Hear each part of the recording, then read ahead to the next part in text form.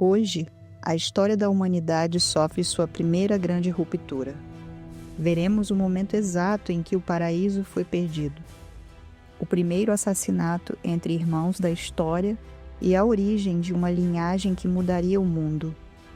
Além disso, em Lucas, Jesus vai desafiar tudo o que sabemos sobre regras religiosas. Prepare seu coração. A leitura do dia 2 começa agora. Seja bem-vindo ao canal Abrindo a Mente. Estamos no segundo dia da nossa jornada de ler a Bíblia completa em um ano. Se você está chegando agora, o importante é começar. Acomode-se, respire fundo e vamos mergulhar na palavra. Gênesis 3. A queda do ser humano. A serpente era o mais astuto de todos os animais dos campos que Yahvé Deus havia feito. E aconteceu que ela questionou com a mulher. Então foi isto mesmo que Deus falou? Vós não podeis comer nenhum dos frutos das árvores do jardim? Ao que declarou a mulher à serpente. Nós podemos comer dos frutos das árvores do jardim. Mas do fruto da árvore que está no centro do jardim, Deus disse: dele não comereis, nele não tocareis, para que não morrais. A serpente então alegou à mulher: com toda certeza não morrereis. Ora, Deus sabe que, no dia em que dele comerdes, vossos olhos se abrirão, e vós, como Deus, sereis conhecedores do bem e do mal. Quando a mulher observou que a árvore realmente parecia agradável ao paladar, muito atraente aos olhos e, além de tudo, desejável para dela se obter sagacidade, tomou do seu fruto, comeu-o, o deu a seu marido, que estava em sua companhia, e ele igualmente comeu. Então, os olhos dos dois se abriram e perceberam que estavam nus. Em seguida, entrelaçaram folhas de figueira e fizeram cintas para cobrir-se. Naquele dia, quando soprava a brisa vespertina, o homem e sua mulher ouviram o som da movimentação de Yahvé Deus, que estava passeando pelo jardim, e procuraram esconder-se da presença do Senhor, entre as árvores do jardim. Mas o Senhor Deus convocou o homem, indagando: onde é que estás? O homem declarou: ouvi o som do teu caminhar no jardim, e vendo que estava nu, tive receio, por essa razão me escondi. Então Deus o questionou: e quem te fez saber que estavas nu? Comestes então da árvore que te proibi de comer? Replicou o homem: foi a mulher que me deste por auxiliadora. Ela me deu do fruto da árvore e eu comi. Ao que o Senhor Deus inquiriu a mulher: que é isso que fizeste? Redarguiu a mulher: a serpente me enganou e eu comi. Então Yahvé Deus determinou a serpente: porque fizeste isso, és maldita entre todos os animais domésticos e o és entre todos os animais selvagens.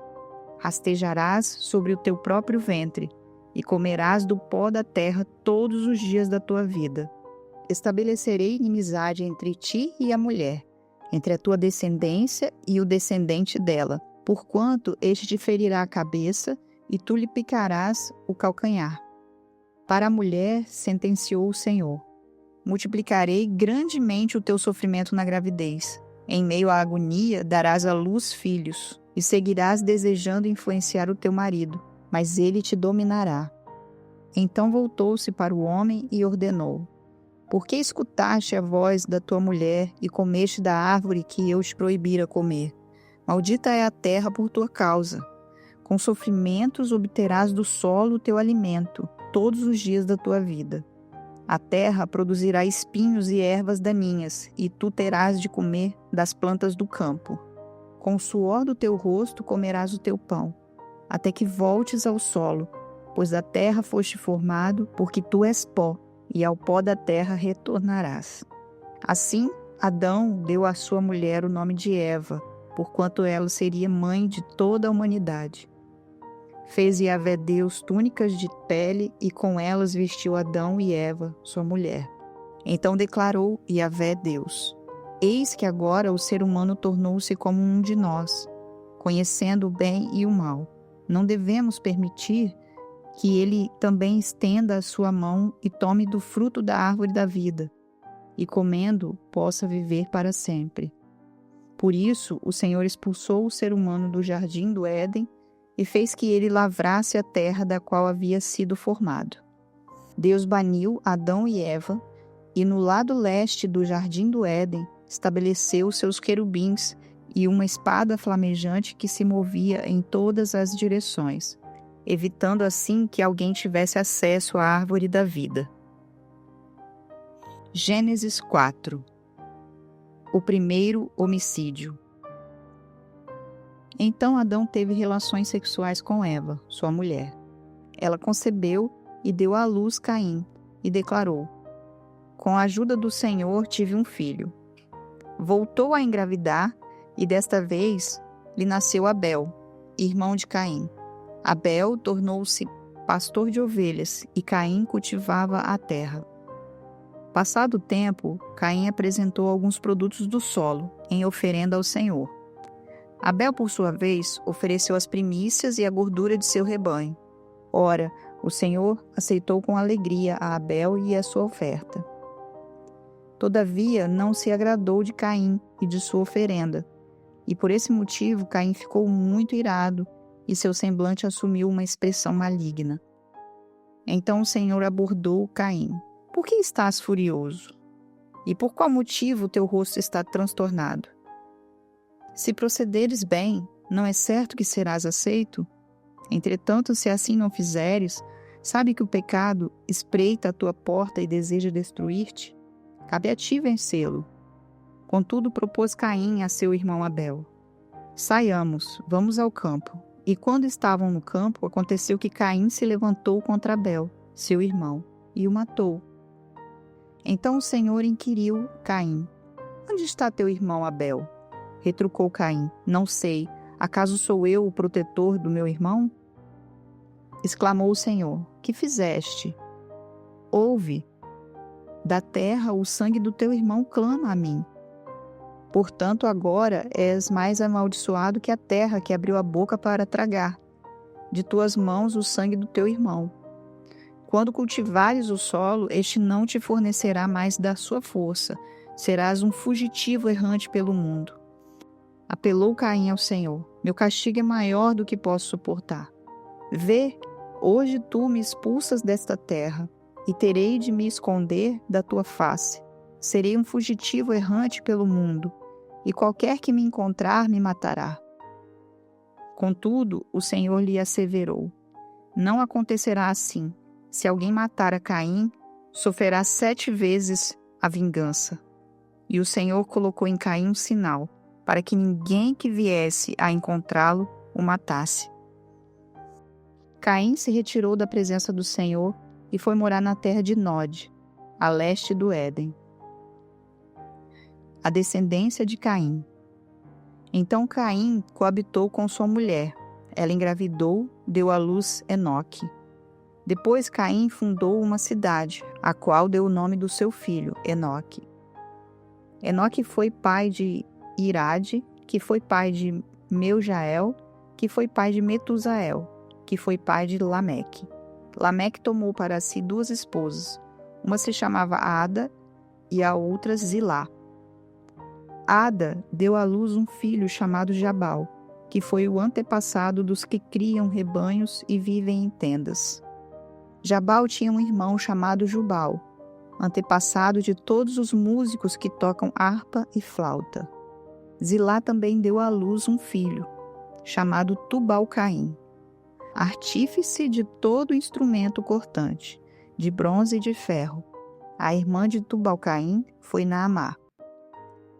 Então Lameque vangloriou-se diante de suas esposas. Ada e Zilá, ouve-me. Vós, mulheres de Lameque, escutai o que passo a declarar. Matei um homem por causa de ferimentos que me causara, e uma criança porque me ofendeu. Ora, se Caim é vingado 7 vezes, Lameque pode ser 70 vezes 7. 7. Outro filho de Adão e Eva. Novamente, Adão teve relações sexuais com sua esposa, E ela deu à luz outro filho, a quem chamou de Sete, exclamando: Deus me concedeu outro filho para ficar em lugar de Abel, que foi morto por Caim. Sete foi pai e deu a seu filho o nome de Enos, que foi o primeiro a proclamar o nome de Yahvé. Gênesis 5. A linhagem de Adão. Este é o registro da descendência de Adão. Quando criou os seres humanos, o Senhor os fez parecido com ele. Homem e mulher os criou, e os abençoou e lhes deu o nome de humanos. Quando Adão completou 130 anos, gerou um filho à sua semelhança, como sua imagem, e lhe deu o nome de Sete. O tempo que viveu Adão depois do nascimento de Sete foi de 800 anos, e gerou filhos e filhas. Toda a duração da vida de Adão foi de 930 anos, depois morreu. Quando Sete completou 105 anos, gerou Enos. Depois do nascimento de Enos, Sete viveu 807 anos e gerou filhos e filhas. Durante toda a vida de Sete, foi de 912 anos, depois morreu. Quando Enos completou 90 anos, gerou Cainã. Depois do nascimento de Cainã, Enos viveu 815 anos e gerou filhos e filhas. Toda a duração da vida de Enos foi de 905 anos, depois morreu. Quando Cainã completou 70 anos, gerou Malalel. Depois do nascimento de Malalel, Cainã viveu 840 anos e gerou filhos e filhas. Toda a duração da vida de Cainã foi de 910 anos, depois morreu. Quando Malalel completou 65 anos, gerou Jared. Depois do nascimento de Jared, Malalel viveu 830 anos e depois gerou filhos e filhas. Toda a duração da vida de Malalel foi de 895 anos, depois morreu. Quando Jared completou 162 anos, gerou Enoque. Depois do nascimento de Enoque, Jared viveu 800 anos e gerou filhos e filhas.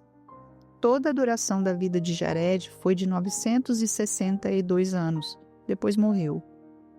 Quando Enoque completou 65 anos, gerou a Matusalém. Depois que gerou Matusalém, Enoque andou com Deus mais 300 anos e gerou filhos e filhas. Toda a duração da vida de Enoque foi de 365 anos. Enoque andou sempre em comunhão com Deus e um dia desapareceu, porquanto Deus o arrebatou. Quando Matusalém completou 187 anos, gerou a Lameque. Depois do nascimento de Lameque, Matusalém viveu 782 anos e gerou filhos e filhas. Toda a duração da vida de Matusalém foi de 969 anos, depois morreu. Quando Lameque completou 182 anos, gerou um filho.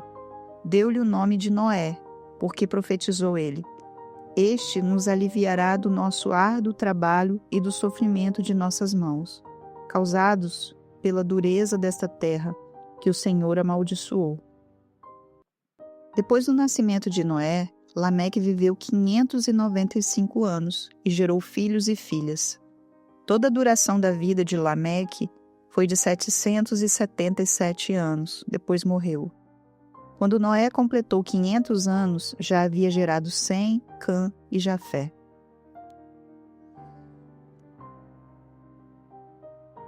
Lucas 6, versículo 1 ao 26. Jesus é o Senhor do sábado. Em um certo dia de sábado, enquanto Jesus caminhava pelos campos, onde se plantavam cereais, seus discípulos começaram a colher e a debulhar espigas com as mãos e se alimentavam dos grãos. Foi quando alguns dos fariseus os inquiriram: Por que fazeis o que não é permitido durante o sábado? Então Jesus os questionou: Nem ao menos tendes lido o que fez Davi quando teve fome, ele e os seus companheiros? Pois ele entrou na casa de Deus e, tomando os pães da presença, alimentou-se do que apenas aos sacerdotes era permitido comer, e os entregou de igual modo aos seus amigos. E Jesus lhes asseverou: o Filho do Homem é Senhor do sábado. Num outro sábado, ele entrou na sinagoga e iniciou o seu ensino. E estava ali um homem cuja mão direita era atrofiada. Os doutores da lei e os fariseus estavam ávidos para achar algum motivo pelo qual pudessem acusar Jesus. E por isso o observavam com toda atenção, a fim de perceber se ele o haveria de curar durante o sábado. Todavia, Jesus tinha conhecimento do que eles pensavam. Mesmo assim, pediu ao homem da mão atrofiada: levanta-te, venha à frente e permanece em pé aqui no meio. E o homem se levantou e atendeu a ele. Jesus então dirigiu-se a eles: eu vos apresento uma questão. O que é permitido realizar no sábado? O bem ou o mal? Salvar uma vida ou destruí-la?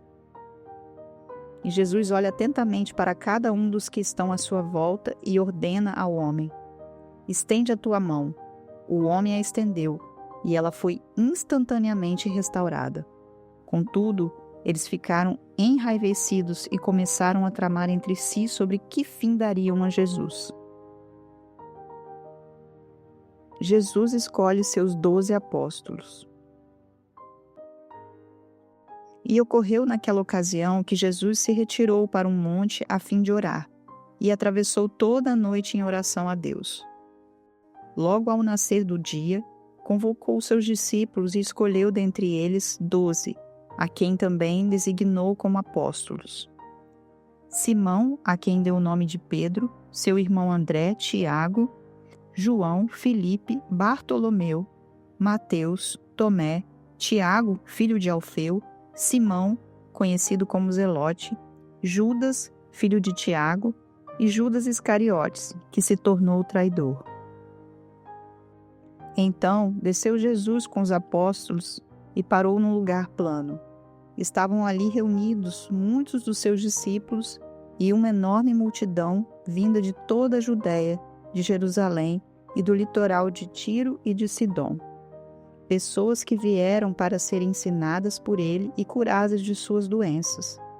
Aqueles que eram atormentados por espíritos impuros foram curados, e cada pessoa da multidão procurava tocar nele, pois dele emanava poder que curava a todos. As bem-aventuranças. Então, dirigindo o olhar para os seus discípulos, Jesus lhes declarou: bem-aventurados vós, os pobres, porquanto a vós pertence o reino de Deus. Bem-aventurados vós, que agora tendes fome, porque sereis saciados. Bem-aventurados vós, que neste momento estáis chorando, pois haveis de sorrir. Bem-aventurados sois, quando as pessoas vos odiarem, vos expulsarem do convívio delas, vos insultarem e excluírem vosso nome, julgando-o execrável por causa do Filho do Homem. Regozijai-vos nesse dia e saltai de alegria, porquanto imensa é a vossa recompensa no céu, pois desta mesma maneira os seus antepassados agiram contra os profetas. Os pesares de Jesus. Porém, ai de vós os ricos, pois já ganharam toda a vossa consolação. Ai de vós que viveis agora em fartura, porque vireis a passar fome. Ai de vós que agora rides, pois haveis de muito lamentar e prantear. Ai de vós, quando todos vós louvarem, porquanto foi assim também que agiram os vossos antepassados com os falsos profetas. Salmos 2. O triunfo do reino do Messias. Por que os gentios se amotinam e os povos intrigam em vão? Os reis da terra preparam seus ardis, e unidos os governantes conspiram contra o Senhor e contra o seu Cristo, proclamando: façamos em pedaços os seus laços, sacudamos para longe de nós seus vínculos. Do seu trono celeste o Senhor põe-se a rir, e a ridicularizá-los. E no seu devido tempo os repreenderá com ira, e em seu furor os confundirá de pavor, declarando: Fui eu que consagrei o meu rei sobre Sião, seu monte sagrado. Proclamarei o decreto do Senhor. Ele me disse: Tu és meu filho, eu hoje te gerei. Pede e eu te darei as nações como herança, os confins da terra como tua propriedade. Tu as regerás com cetro de ferro, como um vaso de oleiro as espatifarás. Por isso, ó reis, sede prudentes, aceitai a correção, magistrados da terra. Servi ao Senhor com temor, e vivei nele com alegria e tremor. Rendei ao Filho adoração sincera, para que não se ire e vos sobrevenha repentina destruição, pois a sua ira se acende depressa. Verdadeiramente felizes são todos os que nele depositam a sua plena confiança. Encerramos aqui a leitura do dia 2. Hoje vimos cenas fortes, a expulsão do Éden e a tragédia de Caim. Mas também ouvimos Jesus dizer: Bem-aventurados vós os pobres. Eu quero deixar uma reflexão para você comentar aqui embaixo. Em Gênesis 4, Deus avisa Caim que o pecado jaz à porta e sobre ti será o seu desejo, mas a ti cumpre dominá-lo. Na sua opinião, o que faltou para Caim dominar esse impulso? Foi falta de fé ou excesso de orgulho? Deixe sua visão nos comentários. Vamos aprender uns com os outros. Amanhã, no dia 3, veremos a construção da arca e o grande dilúvio. Não perca! Fique na paz e até amanhã.